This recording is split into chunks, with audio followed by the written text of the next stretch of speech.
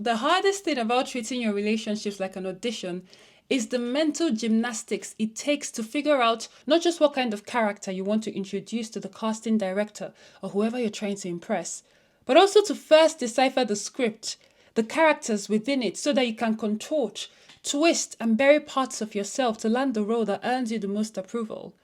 So you're never actually in spaces where you're having a real human experience because you're so preoccupied with searching for clues, improvising and hoping that the story you're telling aligns with their vision. It's like being a caged monkey dancing for treats. It's no surprise you're not okay. No one, not even the mightiest amongst us, escapes unscathed.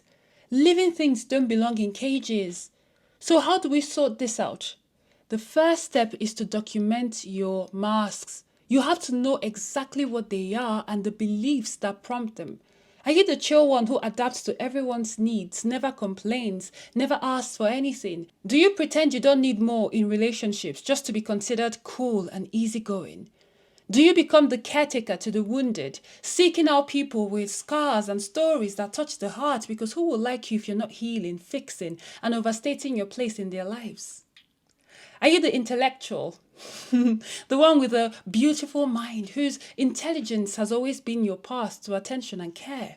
Do you hide behind your humor, your comedic timing, because who would accept you when you're vulnerable? Do you adorn yourself, not because it brings you joy, expression, or release, but because how could anyone like you in your natural, most comfortable state? Masking is a symptom, a reaction to systems around us. For some of us, it's survival, especially in certain communities and groups. But no matter how much I examine it, there's no need for it in our adult personal relationships. You have to get to the root of your constant need to prove yourself in relationships. Is it your fear of being abandoned, a lack of self-worth? Is it an aversion to rejection? You need to sit down and figure this out, because if you treat the cause, the symptoms will disappear. Is it a pattern learned in childhood? Did you have to perform to be loved or seen by your primary caregivers? Is it tied to peer or societal pressures? Are you influenced by the curated lives we see online? Is it a defense mechanism to placate feelings of inadequacy? Sit down and revisit your earliest memories of auditioning for love. Who was involved? What was happening? Think about children who grew up in chaotic households full of shouting and fighting. They start putting on personas to keep the peace, and that carries on into adulthood. Or maybe you were parentified. Maybe you got cheated on in your first romantic relationship and internalized it. So now you present yourself in a way you believe will prevent it from ever happening again. After you find your root cause, start keeping track of moments when you feel like you are auditioning. What triggers it? Who triggers it? What does it feel like? Are there any physical cues in your body? What thoughts come to mind in those moments? How did the other person respond? Because that's important too. What was the energy of that interaction?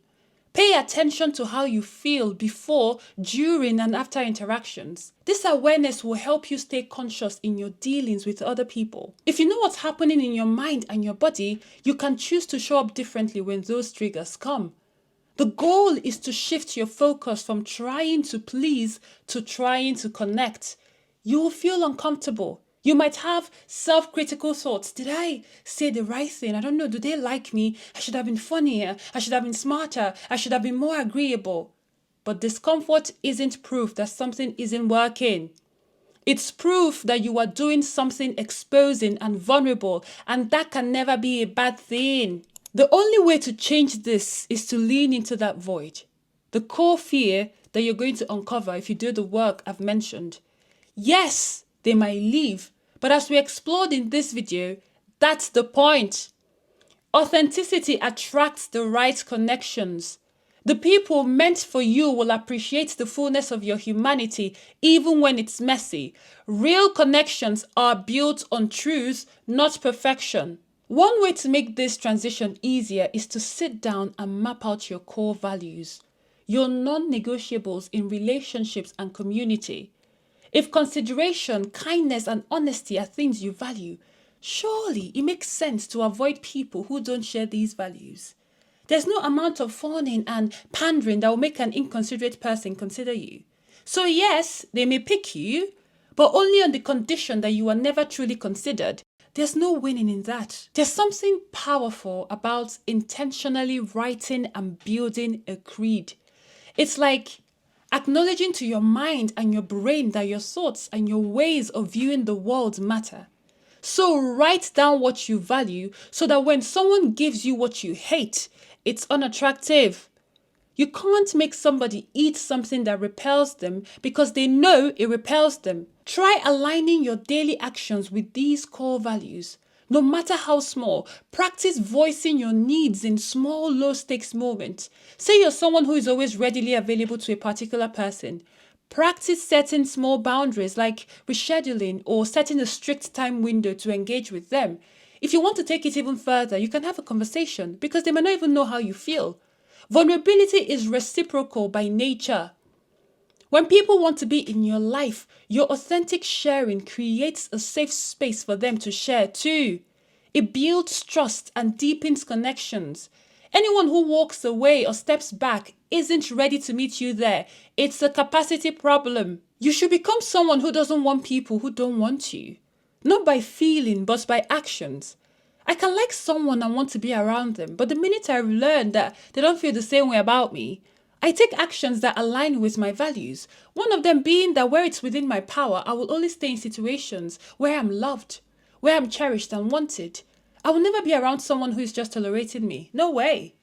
Healthy relationships are life-giving and supportive, even when you are tired, even when you are overstimulated, even when there's conflict, when there's disagreement. Performance-based connections are draining and anxiety-ridden. So check in with yourself. Your body always knows. Your assignment today is to shift the dynamic of your relationships from one where you are constantly evaluated toward mutual connection and acceptance. Take people off pedestals. They are just human. Like I know we're all unique in our own ways, but no one is special enough to reign over you. You're not a contestant, you're a partner, a mutual participant in that connection. It's not just, do they like me? It's, do you like them? Do you? This is not a hostage situation. You have free will too. You're not here to impress. You are here to share, to connect, to build. It's about mutuality and reciprocity. It doesn't have to be perfect. It's not your job to entertain people, to keep them happy all the time. Conflict and friction are healthy parts of community. Let them be stunned. Communicate your true feelings. Ask for what you need. Set boundaries. Protect your personal time. Take off the pressure.